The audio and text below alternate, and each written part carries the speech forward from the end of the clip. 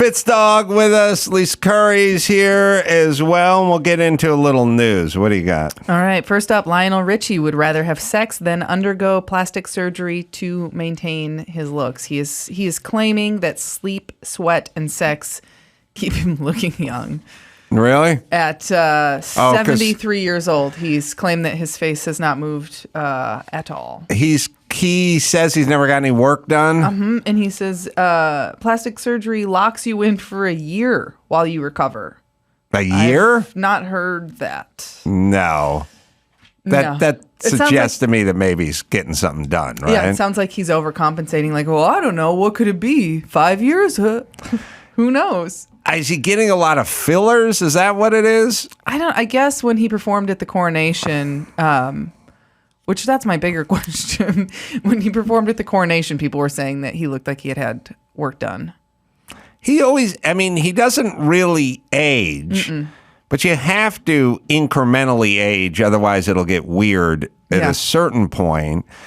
But I think the brothers can pull it off a little better than, just take hair. If you're black, you can have black hair into your 70s and no one really says anything. Yeah. White guys try that and it looks weird, especially when you're going like jet black.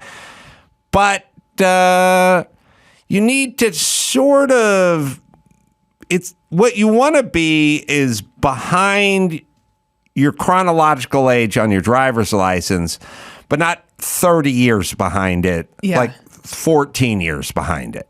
Yeah, it starts to look scary after a while. At a certain point. It's ghoulish. The thing about Lionel Richie is I've seen him perform a few times. He doesn't sing very well, which is weird. He just appeared at the coronation. He was like one of the only legitimate acts that the king could get. He asked like Adele and he asked the Spice Girls, Elton John. Elton John turned him down. Elton John won't turn down. He would play the Improv tonight. In Hollywood, if you asked him to. And he said no to the king. And I thought, all right, if Charles wants to be the king, that's kind of a baller title to give yourself. You want to be king? Right. And act like a king. Get medieval and round them all up. Get Elton John and the Spice Girls and bring them to the castle and chop their fucking heads off. Yeah. Or at least give them the opportunity to perform or they will get their heads chopped off. It's also... God, everything's so political. Everything's so weird now. These are things we could have never imagined a few years ago. I don't know, maybe you go a different direction. Like once Elton John and the Spice Girls and Adele and everyone starts turning you down, maybe at that point you go, we're going Blue Man Group and Thunder from Down Under. We're just going to change gears over here. We're going another direction. Yeah, or we'll go like an all-country version of the coronation, because... Yeah, why not? You could get Garth Brooks. No, absolutely. You could, and you could get, I don't know, let's see, Toby Keith. In a second. You could get pretty much anybody, I think, in America. Yeah, Shania Twain. You could get all the country acts. Yeah, the country acts will do it. Yeah. I remember Trump had a hard time. I think he got some country people, but he also got Three Doors Down.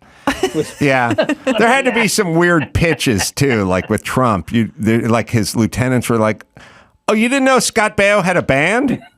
Oh, they're quite good. Yeah. You never. Oh, well, you should check him out because he says he's in. He says he's going to be in the D.C. area. Yeah. So maybe you just change directions altogether and you go with some sort of Cirque du Soleil or something like that. That's if all the top name music acts of England turn me down, I wouldn't go sloppy seconds. I would change the direction. Yeah, once Harry Styles and Adele turn their back on you, now we're going into something different. Or I don't know, could a stand-up, could Ricky Gervais, get up there and do 20 minutes? I mean, that'd be a tough crowd. He's the new court jester. Yeah. Old school. Put him in the outfit. Yeah, that's perfect. How embarrassing for everyone to know, like, you are the literal king of England, and all these people are like, nah. And the problem, I'm not interested. See, the problem with everything, I mean, the problem with the coronation and being the king, you know, you can do a podcast and you can say, hey man, do you think we could get Dave Chappelle on? And then they'll go, oh, he's touring, he's not around, or the dates don't work, or he's in Georgia shooting something or whatever. And I'm sure they're lying, but they can just bullshit, you know. It's just like the same. But the coronation, you start planning that 9 months in advance, and you are the king of England. There is no, he's got some dates, or he just wants to hang with his family because he came off the road. You know, like there is no viable excuse other than turning you down. Like Elton John lives in the castle. I don't know if you know that. Oh, yeah. He's in the pool room of the castle. He's physically at the castle 3 times a week. He's actually in the kitchen making himself at night. Like, there's no way Elton John can't get to the castle. He's up the street from the castle. Yeah. Well, he was close with Diana, though, so I'm sure he was like, fuck these two. Yeah. Yeah, I guess he is. And I don't know. Did Diana get fucked over? Was he cheating on her? He didn't want to marry her. Camilla. Is that what happened? Yeah, and I'm not like a royal family scholar. It's just one of those things where you absorb the information on accident. You know what's great? Whenever you watch any of the news stories, if you ever watch like Entertainment Tonight or any of those kinds of sort of entertainment news shows around this, all they do is throw it to somebody with an English accent who stands in front of.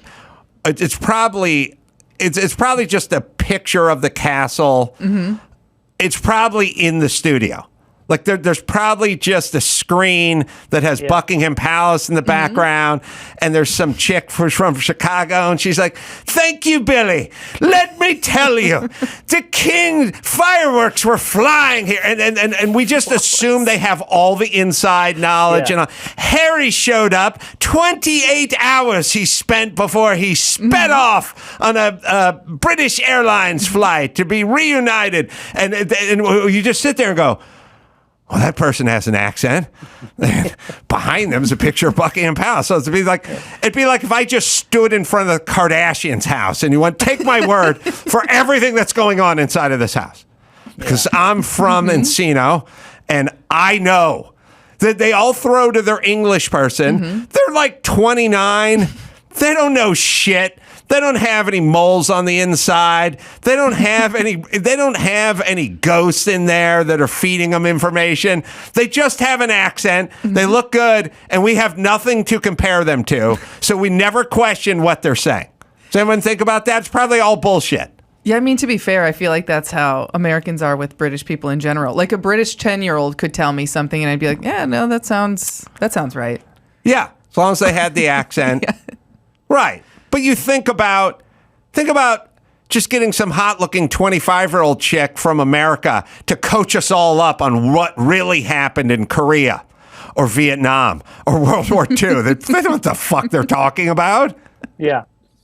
No, it's all about the background. It's like when there's going to be a hurricane and they stick some poor bastard out on the beach holding onto a telephone pole, and he's telling you about the storm. And it's like, this guy's not the best meteorologist. This guy is the low man on the totem pole. He knows the least about weather. He's the new guy, and he's the only one that can get to go out there. And also, we're not going to get an unvarnished truth from him because he's being punished by the weather right now, and he's angry at it. Yes. You know what I mean? So we're not going to get, but if you're in the south end of Florida, you're probably going to be fine. He's being hit by waves and palm fronds. He's angry. You know what I'm saying? Yeah. It's totally biased. It's biased. Right. We should have someone in a controlled condition just look at a map and explain what's happening, not being attacked by the weather. And it's also going to be, of course, it's going to look more severe if you're standing in it. If there's bad weather, get the fuck inside. get in your house or leave town. It is once in a while they'll find footage of those guys because cameramen learn to hate whoever they're filming eventually because they're always on talent, prima donna dickheads, and they're always yelling at the cameraman to go back to the van and go get them something or whatever. And then at some point, those guys will roll on 30 seconds before they go to the live hit, and that guy will be trying to find himself a deeper puddle to stand in or taking water and slashing it on his face, you know. They'll find a guy trying to cook it, and then the cameraman will film it, and then he'll release it. Because that's how it works. Like Casey Kasem's audio guy hates his guts. Everybody in there hates my guts. Everybody behind the scenes learns to hate the talent. And they will then release shit that you said on a hot mic or you said in between takes. It will find its way outside of the studio. That's what happens. You think Dawson's got a reel? Oh, yeah. Oh, yeah. And he's going to want to collect soon. Yeah. No, here's the lesson. Don't play a nice person on TV, because then when you're screaming at the audio guy, when you're Casey Kasem screaming at your audio guy, that's something. If you play Larry David on TV, then there is no way to threaten you with you being a dick off camera because you're a dick on camera. Yeah. So be a dick on camera. I think I'm going to do that moving forward. Do that. That's a good. That's good what plan. I do. On to the next news. Here we go. Heavy cannabis use has been linked to schizophrenia in young men. Oh. Which is exciting because that means I am safe. You're a woman. Yeah. Author, writer, used to be formerly New York Times guy, Alex Berenson, who got himself in a bunch of trouble during COVID because he was saying a bunch of factual things, and that got him thrown off of Twitter and stuff like that. But he had a book out, and he'll be on the show. He's been on it before, but he had a book out like 4 or 5 years ago, and he was basically saying, my wife is like a pediatric psychologist or neurologist or something, and she's seeing a lot of bad effects from pot in like young men and schizophrenia and whatever. And of course he was pilloried because pot somehow we've sort of culturalized it in some way where you can't say anything bad about pot. Like you can talk about the ill effects of alcohol or cigarettes or almost anything or McDonald's or anything. But if you start saying, hey, pot may not be good for you, like people get really fucking agitated and they go nuts. There's two things you can't talk shit about: pot and Rihanna. Like if you go, I don't want my kids smoking pot, and Rihanna's look like she's packed on a few pounds with the baby weight, you will be thrown out of this town. You talk 2 syllables of shit about all you got with Rihanna. She's so beautiful, and now that she's pregnant, she's even more beautiful. She's stunning. She's stunning. She's stunning and beautiful. And pot, it's like you have to just talk about the beautiful qualities of marijuana. Tell Your Children the Truth About Marijuana, Mental Illness, and Violence was the name of his book. He was destroyed and attacked for just basically going, we should look into this. And by the way, the New World Order is when somebody speaks out and it's an unpopular position and everyone attacks them. Go find out more about what that person has to say, because they might be on to something. But anyway, yeah, pot is super heavy duty now. Yeah. And it will get you way more fucked up than the leaf and the shake and the stems and the seeds we were smoking back when I was making Polish cannons. Later on, we turned the Polish cannon into a bong. Of course, yes. Real easy. We had the hole on the side. We had the tube. Flammable liquid. Yeah, we just put a little funnel in the bottom there and spark it up. Polish cannon from about 9 to 13, and then bong from 13 to 41. Perfect. But it's not good. It's not good for your kids. and it may fuck them up, and there may be some long-lasting effects. Yeah, it's saying, like chronic use is bad, which I'm like, I have to agree. I think, I know a handful of people that are fucked up I love to get stoned, but I know people that are fucked up all day and all night. And it's like, you need to have just natural use of your brain. You can't be in outer space all the time, because then these people, I actually have a cousin who smokes weed all day, every day, all day and night. And she's exhibiting signs of schizophrenia. Like, she's into her 50s. And I think, it's probably something from her mom's side of the family has a long history of mental illness. But I mean, she has straight up told me she's been abducted by aliens multiple times. And like, after the fires in Griffith years ago, all these fairies had moved into her house, and they started moving things around. Whenever the fires were in Griffith Park. Yeah. Okay, just want to make sure. Yeah, all kinds of strange things are happening at her house, according to her. And she she also there's a number of other factors. She lives at home. She's single and alone all the time, so she's just with her own thoughts, fucked up all day. Sounds hot. She used to be a model. Oh, really? Yeah. We'll talk after the show. Well, if you're looking for signs that it fucks you up mentally, 2 words: Grateful Dead. I mean, for 4 decades, people have gone out and said, "Hey, this is awesome." Right. I know. Yeah. Sign 2, 1 word: fish. Same thing. It's like, I've been to 181 Fish concerts. Right, because you can't remember the last one you went to before you get to the fucking parking lot. Before you get into your Uber, you've forgotten all about the last one. Yeah. Yes. All right. The point is altering yourself frequently has side effects. Yeah. Whatever you alter yourself with, and whether it's pot is not noble. It's just another thing you alter yourself with, and you should probably limit it, and you should hope your kids don't do it. I will tell you that living in Los Angeles and in Greg's home base over there in Venice Beach, California, I would guarantee you that if you spoke to every parent in your neighborhood and you asked whether they wish their kids smoked pot or vaped, 81% of them would say smoke pot over vaping. So that's how good a publicist pot has. That's vaping all. Like tobacco? Vaping, it doesn't really matter, because it's the thing about vaping. What's bad about cigarettes is the smoke part. Once it becomes nicotine in water molecules, then it's not. I know there's a bunch of commercials that talk about what it's doing to everybody. It isn't. It's caffeine. It's like saying caffeine. It's not inherent. Nicotine is addictive, but it's not bad for you. Caffeine is addictive. It's not bad for you, is what I'm saying. Got it.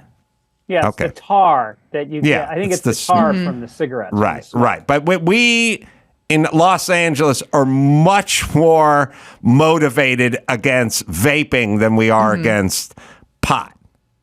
Yeah. Which shows it's an interesting prioritization, but it's just a bunch of dumb fucks.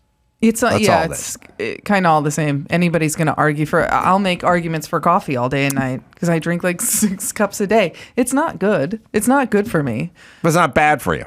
Yeah, there we go. Well, it's bad for you if you feel like you can't do without it. But physiologically, nicotine and caffeine don't do anything to you physiologically. It's just addictive. Yes. Yeah. All right. I'm all right with that. Moving on. Elon Musk urges Don Lemon to launch new show on Twitter. I think he thinks Don Lemon has something to say that people want to hear. I think that's a miscalculation. Yeah. I don't think he's going to survive. There are people that have shit, whether you agree with them or not, people want to hear what Tucker Carlson has to say, or they want to hear what Joe Rogan has to say, but I don't know that they want to hear what Don Lemon has to say. Yeah, he seems kind of milquetoast. He's kind of whatever. I mean, he has thoughts, but they're not It's like every one of the ladies from The View has a take, but there's nothing there. There's nothing interesting. There's nothing where you go, oh, okay, I've never really thought about it that way, or that's an interesting take. They're all just the ones you would expect them to have, and there's nothing that's ever thought-provoking or interesting. It's just, but it's a take. It's like so actually there's a big, so this is kind of interesting. There used to be, and there's all sports radio guys were like, look, Lakers are up on Sacramento. No, Lakers are up on Golden State 3-1. If you're a Lakers fan about now, you want to seal it in Golden State. You want to win that game. You want to move on. Now, if you're a Golden State fan right now, you want to win. You want to take it one game at a time. You want to win the next game at home. That'll put you at 3-2, down 1. Then you focus on the next game. You win that game. If you're a Golden State fan about now, you tie it up. Now it's tied up 3-3 because everyone is playing for a championship. Don't kid yourself, people. It's a business. So if you're a Golden State fan about now, you're looking for victory on Thursday. If you're a Lakers fan about now, you want LeBron and company to go over there, win that game, wrap it up, and move on to the semifinals. And it's like, you just spoke for 20 minutes and you didn't say anything. Yeah. You just said the same sort of thing about now. You said the same thing for 20 minutes. Just in a loop. There's nothing I learned. Yeah. I learned that if you're a Golden State Warriors fan, you'd like them to win. And then if you're a Lakers fan, you'd like them to win. Well, the only way they're going to get that W is they got to put the ball in the basket. I mean, that's the bottom line. You can talk X's and O's, you can talk fouls, you can talk penalties.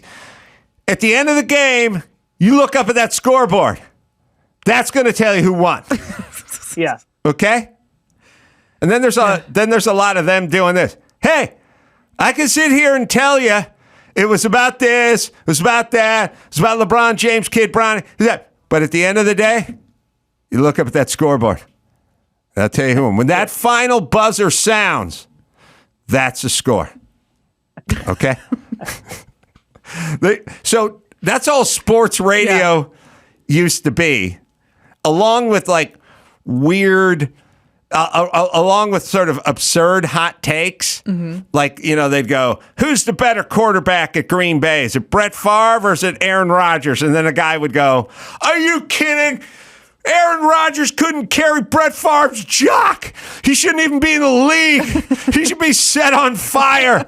Are you kidding me? And it's like, he's pretty good. The other guy, it's kind of a coin toss. You know what I mean? Yeah, some kind of opinion. So that's kind of what The View does, and that's what Don Lemon does. It's sort of nothing talk in a circle, lots of accusations of weird racism like sprinkled in, but no one wants to hear what he has to say. I don't think he's going anywhere. I can't wrap my mind around wanting to watch any TV show on Twitter. I'm like, I liked Twitter when it was simple and it was like 2 sentences or whatever, and then they keep making the tweets longer, and there's all these ads and videos, and I'm like, now it's trying to do too many things. It's not fun anymore. I liked it when it was just jokes. Yeah, I think the fun people went to Instagram, and the people that just want to bitch and moan stayed on Twitter. It's a complaint box. Well, we'll see where Don Lemon ends up, but I think he's going to end up with whoever hosted The Bachelor, which is We Don't Care. I'm like, no idea. That's the point. We don't. There's certain people we do not care about. I've talked about them many times. All right, a widow who wrote a grief book after her husband died has been charged with his murder. This actually gets a lot better because she has kids, and it is a grief book for children. Oh, really? I think this lady's thinking outside the box. I like her. Did she murder her husband, did you say? She's been charged with his murder after autopsy found that he died of an oral overdose of fentanyl that was 5 times the lethal dosage. So it's... But did they find it in the sugar bowl? Like, because he could have been a junkie, or she could have been sprinkling it on his flakes, right? Yeah. I tend when people are accused of killing their spouse, that's about my highest believability. I believe it. Yeah. I'm dubious on other murder cases, but spouses, I tend to go there. I also believe that she could have legitimately had remorse. You could kill somebody and then go, wow, that was fucked up. I killed my husband. I feel awful. I'm going to write a book about this. Yeah, I think I would have more grief if I killed my spouse. Yeah. I think I'd be more likely to be able to write a book about it. And what a book that would be. But for children. Yeah. I don't know. Did children, first off, I feel the same way about children's books as I feel about porn. We have enough. We're done. There is 200 million hours of porn that's currently on the internet right now. Yeah. You cannot come to me and go, I'm so frustrated because there's a certain genre of porn that I like and it doesn't seem to exist. It all exists. There's 200,000 hours of every single genre. There's the stepmom genre. There's the white on black genre. There's big titty. There's big booty. There's everything. There's no such thing as you looking for porn that doesn't exist. There's you looking for porn that you can't find. But there's not looking. It's essentially a humongous warehouse. And whatever it is you're looking for, it's a Home Depot. And you need fine thread 3/16 Allen-headed screws. It's in there. You just got to find it. You're in the wrong aisle. You're in the wrong aisle. Yeah. But it's in there. There's no reason to say we need to stock the Home Depot with more. It has every screw, every nut, every bolt, every widget, every blade, every piece of plywood, every 4x6, every strap, every hanger, every hold down, every piece of all thread, every form tie. It's all there. Yeah. We don't need any more. And I feel the same way with children's books. Every fucking celebrity's written Jimmy Kimmel's written a children's book and Jay Leno's written a children's book. Those are just late night guys. That's just the late night genre. Colbert wrote one. There's no such thing as a children's book that doesn't exist. Yeah. They're all 9 pages. They have 4 words on them. Something to do with a duck and a squirrel. Every metaphor and lesson. It's all there. It's all there. There's just no reason. But if there wants to deal, Seth Meyers wrote one too. Every late night show host has written one. That's how ubiquitous. Everyone has ever been on a sitcom. There's recipe books for kids. There's grief books for kids. No more. When I'm in charge, look, if you want to write a kid's book or you want to do porn or you want to do what I want to do, which is combine the two, you got to talk to me. Yes. And you got to prove to me why this doesn't exist and why we need another version of it. And then the giant came down the hill. And when we say giant, his cock was huge. That's right. He was the Polish cannon. That's right. No more children's books. No more porn until it's vetted with me. I just think this is a good selling point. You know, my kids were going through a lot of grief. Their dad died. And so I wrote the book. I mean, what a good story to do a press circuit. I bet Steve Martin has written a children's book on grief. Yeah. But did he kill his wife first? I don't know. I didn't wait till the end of that movie. But I'm just saying it's ironic. But I think Fitzdog's right. Maybe she was so grief-stricken from killing her husband that, Fallon wrote a book. Are you telling me Leno, if Conan O'Brien has written okay. So Fallon, Kimmel, Leno, Seth Meyers, Colbert. And Colbert. I'm just saying, I'm not saying this isn't a story about late night guys writing books. This is a story about how ubiquitous children's books are. If we just took everyone who's currently on late night and figured out that they've written a book, that means 1 out of every 3 Americans has written a child's book. Yeah. So Fallon as well. Okay. Did James Corden, did he write one? I don't see one from him. Okay. Ed Sullivan? No, because late night guys would drink, smoke, and fuck their assistants. Speaking of that, did Letterman write a book there? I don't think Letterman would write a book either.